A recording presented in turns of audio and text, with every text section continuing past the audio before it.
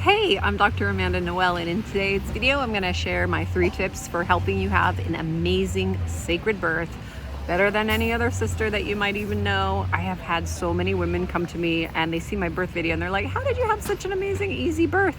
It was fast. It was, I won't say pain-free, but it was an incredible sacred experience with as little pain as you can really ask for.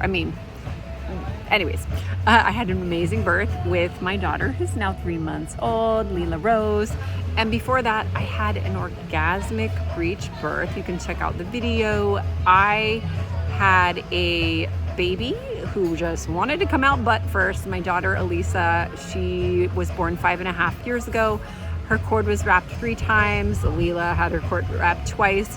And it doesn't matter. It doesn't matter the label of the birth. I had incredible birth experiences. So I'm not going to go so much into my experiences as much as these tips. The first tip that I have is preparation. Preparation is going to give you a good sensation, ladies. If you want to train for a marathon, if you want to win a marathon, do you just show up to the race? No, you got to get physically fit. But more than that, probably even more important than that, is to get mentally fit, spiritually fit. Because you are not only physically birthing a child, you are bringing your child from the spirit realm out into 3D. And if you're stuck in your body of like techniques, even if you're just doing breathing techniques, we want to bring in the spiritual element. It's not enough to focus on the body because we are body, mind, and spirit.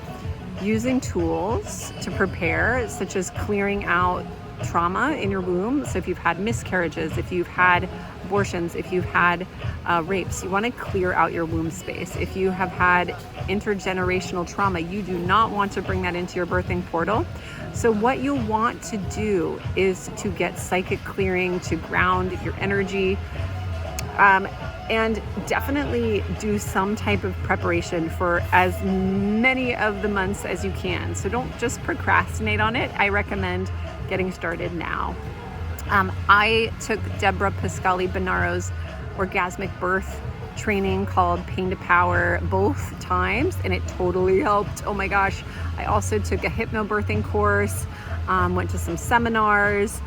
I took Jinty Fell's free birth, like you listen to her birth stories, and I just watched a ton of YouTube videos to prepare me.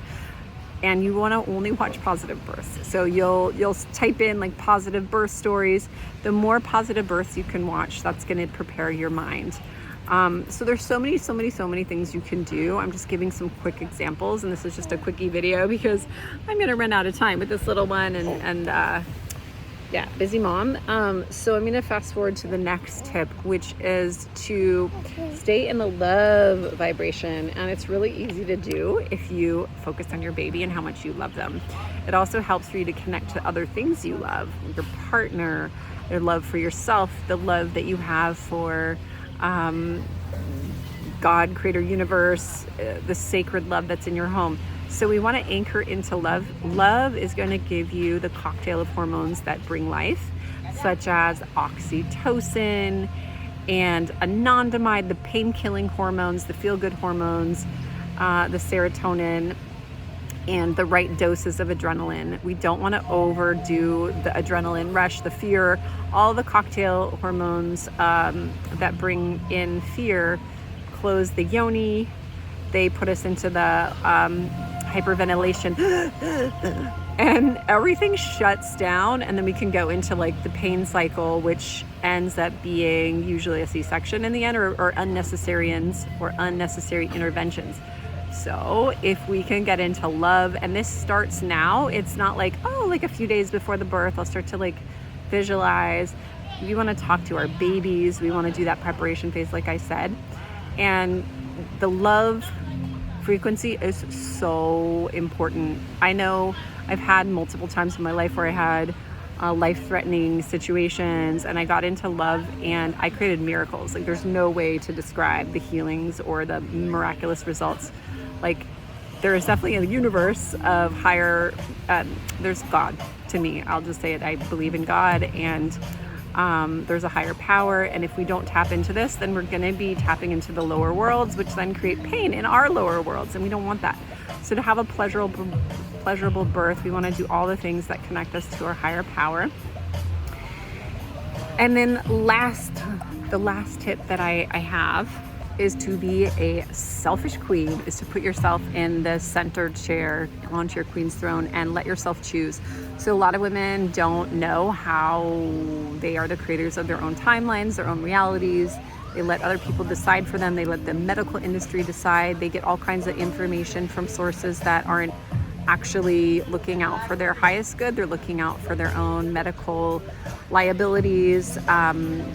So one example is I worked with someone in my first birth who was just like, take the antibiotics. You don't really have a choice because you might have an infection. And then when I did more research and I talked to a different midwife that I ended up working with, she was like, oh, there are many alternatives to taking antibiotics in your case, and you probably didn't even need it. You could take herbal antibiotics that have no side effects. And I was like, oh, I would have loved that because, you know, I had a newborn baby. The last thing you want to do with a child is like give them unnecessary drugs, and antibiotics are something that we tend to overuse. And I had a major issue with antibiotics because I took so many in college that I blew out my gut flora and ended up getting chronic migraines. So, and digestive issues and depression and all these things. So I'm like, I'm not a big medical person. Like I try and avoid taking unnecessary drugs. And so it's important to find our team that will listen to us, that will advocate for us, and for us to be clear on what we want. And the problem is not enough women share birth stories. They go in completely blind. Like if you are going to be an Olympic athlete, you train, you talk to other coaches, you hire the best coach. Most women, they want a very average birth. They don't even think about like, what are my choices? What are the things I need to know about? What are the questions? So there's a learning curve to it. And that's why you want to find people that you really trust.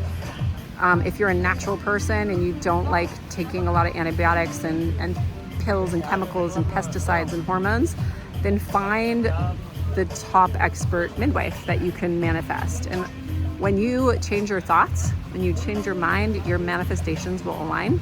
You will manifest the practitioner that will help you. Or maybe you want to work with yourself and do a free birth. I don't know.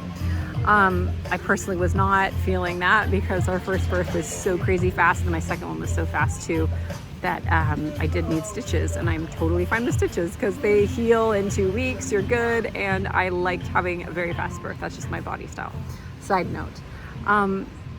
So another thing is when it comes to being the queen of your own throne, like create your own music list, create your aromatherapy smells, create the birth picture that you want. Like what's your ideal birth? Write it down. Share it with your birth team. Have them come over to your house, all of them together for a meeting if you're doing a home birth, and be like, this is what I want. Or talk to your doctor and be like, I don't want this, I want this. If you, for some reason, need to birth in the hospital, which I honestly feel like I could never choose birthing in the hospital because like I don't like pooping in hospitals, and it's the same thing. Like where you can't poop, you probably can't have a baby. Like I tend to be someone that can just like feel so comfortable in my own home and relax and open up. And when I'm regrounding in someone else's field, it's really hard, and I get shy and my sphincters close, and I think that's very normal. So if that's something that resonates with you, and you have a mother-in-law that's like, you shouldn't birth you can only birth in a top hospital, I know the perfect place, and you're like, I want a home birth, or I want to birth in a birth center.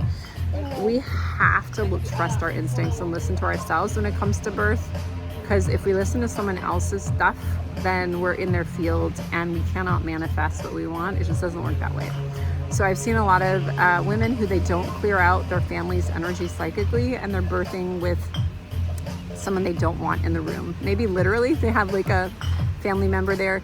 Some people feel like they're supposed to have their birth be like this big social event, and they have like 10 people, and then they realize later they're like, I did not need that. I just wanted to be alone. Or they please their husband. I don't want to leave him out, but if you need to be alone, if you need to growl, if you need to smash things, like I don't care what you need to do. It's your birth. Like this is your time. You are bringing through life. You are the portal. And if you put yourself in the center of that portal, it centralizes that circle around you. You balance everything. You hold that space. So many women, they're like literally outside of their bodies. Their aura is like flying outside. And like, how do you operate a birth if you're not grounded in your desire and your pleasure and your yoni? Well, a lot of women, that's why they need anesthesia, because they're so out of their bodies that they manifest so much pain that's saying, get the frick back in here, get the frick back in here, that they're like, and they go out even more. So pleasure, pleasure, pleasure. I'm a big fan of Deborah Pascali-Bonaro's Orgasmic Birth course. Maybe I'll put it in the link below. I happen to be an affiliate for her. She's amazing. She's a mentor of mine, a dear friend. She came by and delivered a special gift for me, a vibrator that she's offering before my birth, which definitely, if you need to go into labor a little bit sooner, if you're like running beyond your due date, get that vibrator out. Girl, it instantly activated my contractions. My surges were like on fire after that. Had to slow things down actually, because I had just one push. So I will share with you that you can do it.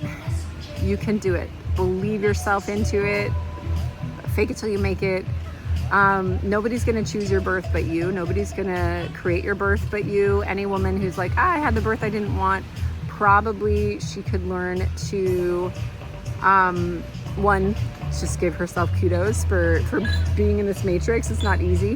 Have so much compassion for those women, but also two, are you in your power and pleasure? Are you in your yoni? Are you creating from your sovereignty? Or are you going along with people pleasing and putting things off when it comes to self-care and like really knowing who we are? It's not easy. It's not easy being a mom, a woman.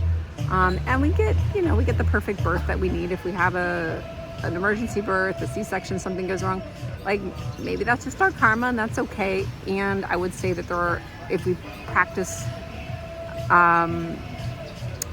if we prepare in advance and we focus on our pleasure and we really claim our crowns as queens and step into our fire and our higher power and our flow and our water and all the good stuff that we are, we will have amazing births, and there will be such a drop in the number of C-sections and traumatic births. So thank you for watching this video. Like and thumbs up it if you resonate with this message. I will see you in the next video. Namaste, namaste.